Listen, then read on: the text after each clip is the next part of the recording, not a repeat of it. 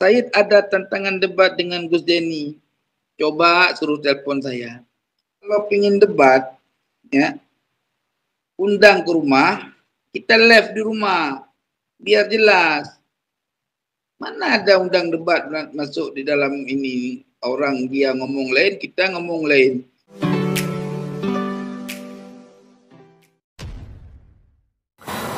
Assalamualaikum warahmatullahi wabarakatuh. Jumpa lagi dengan saya di channel Gagasan Progresif 79, sahabat sebangsa dan setanah di mana saja Anda berada. Kali ini kita akan mengupdate satu informasi seputar dengan Said Mudakori. Kali ini dia merespon, ya, katanya tantangan debat dengan Gus Saini. Dan respon dari Said Mudakori ini betul-betul memberikan sebuah tantangan balik, tetapi ini sifatnya cukup menohok. Karena baginya bahwa jika ditantang debat itu tentu harus ketemu langsung, ya, bukan malah justru minta live, ya. Karena baginya bahwa dengan ketemu langsung maka akan terjadi sebuah dialog, ya, yang mengasihkan dengan sejumlah data, adu kitab, adu argumentasi. Itulah sejatinya sebuah debat. Nah, Said Mudakori dalam berbagai kesempatan memang itu begitu antusias mengikuti diskusi-diskusi sejak nasab para habaib ini kemudian menjadi heboh dan menjadi perbincangan dari berbagai forum-forum, ya, di berbagai pesantren.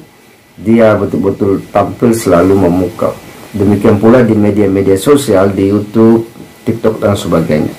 Said Mudakori seorang yang betul-betul ulet melakukan penelitian terkait dengan polemik nasab habaib, dan konsistensi intelektualnya memang tidak bisa diragukan. Sejak dia menelusuri yang awalnya hendak membela Ba'alawi, tetapi dalam perjalanannya justru mengkritisi habis Ba'alawi. Dan ketika ditantang untuk debat oleh Gus Saini, dia pun memberikan respon yang sangat tegas dan lantang. Nah, seperti apa respon daripada Said Mudakori ini tentu menarik untuk kemudian kita ulas secara bersama-sama. Kita akan simak bagaimana tanggapan dari Said Mudakori yang memang selalu haus untuk diskusi dan, ya, mengkaji terkait dengan nasab Ba'alawi. Seperti apa ulasannya, kita simak sama-sama. Sambil ngerokok dan kopi. Ini ada kopi Alam Ajaib. Ya, itu kopi yang dicetak sendiri melalui tangan-tangan orang yang berbakat. Silakan kita minum seteguk kopi sebagai mukaddimah. Alhamdulillah. Tapi subhanallah juga dimulai dengan basmalah. Ini di depan saya ada seorang yang tukang bikin kopi yang enak. Kopi sedap, sangat dahsyat. Sebentar. Ini macam kopi tuan-tuan. Sambil menunggu teman-teman. Ini macam kopi kah? Ini kopi apa namanya?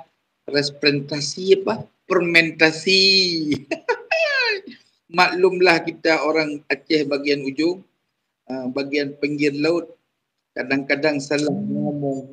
Yang jelas yang dimaksud kopi fermentasi, dimasak dengan cara masak asli.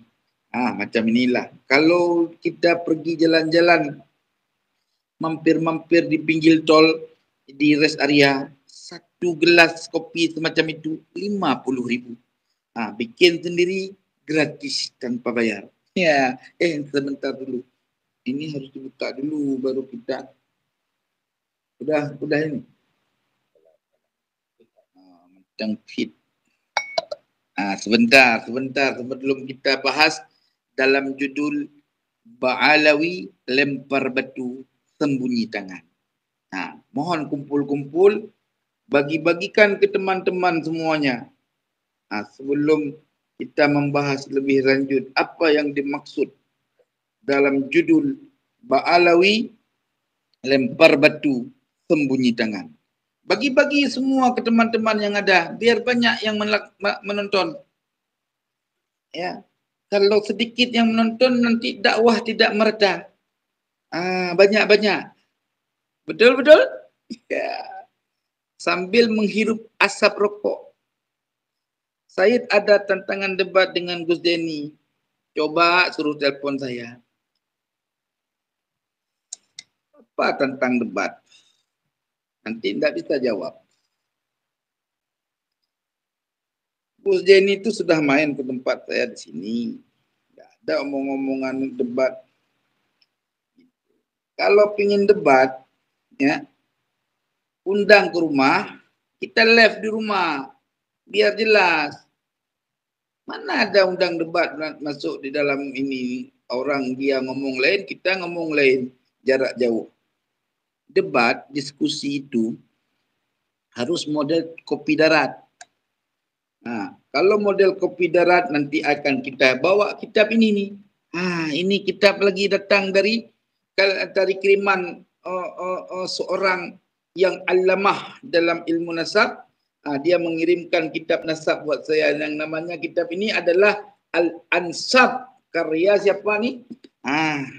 Ini karya Al-Imam Abi Sa'din Abdul Karim bin Muhammad ibni Mansur At-Tamimi As-Sam'ani.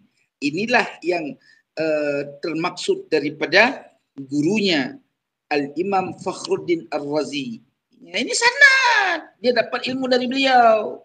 Kemarin itu waktu dalam diskusi Banten, saya tidak menemukan itu wajar, ya kan? Karena setiap seseorang dalam pengetahuan ada lebih dan ada kurang. Itu orang yang jujur, bukan orang yang tipu-tipu. Tidak paham tapi dia paksakan diri untuk paham. Repotlah ceritanya. Ketika dia bertanya begini tuan-tuan. Aneh tapi nyata nih Ba'alawi. Tidak disyaratkan ada kitab sezaman. Kadang-kadang kita bingung berpikir, kok dia berani menyatakan tidak ada syarat kitab sezaman. Terus bagaimana kita dapat mengetahui orang yang ada di zaman itu? Misalkan kita bagaimana mengetahui Ubaidillah anaknya Ahmad bin Isa? Ya, kalau bukan orang yang sezaman dengan Ubaidillah. Karena kan enggak logis teman-teman. Orang yang hidup di abad 9 Hijri atau abad 10 Hijri, bagaimana cara dia bisa tahu Ubaidillah itu anaknya Ahmad? Sedangkan Ahmad bin Isa dalam kitab-kitab yang sezaman dituliskan anaknya itu tak ada yang namanya Ubaidillah. Lalu bagaimana ceritanya? Kitab yang kemudian di abad 10 bisa menyebutkan nama Ubaidillah. Kan perlu rekomendasi tuan-tuan semuanya. Itu maksain karena mereka enggak punya data. Begitu.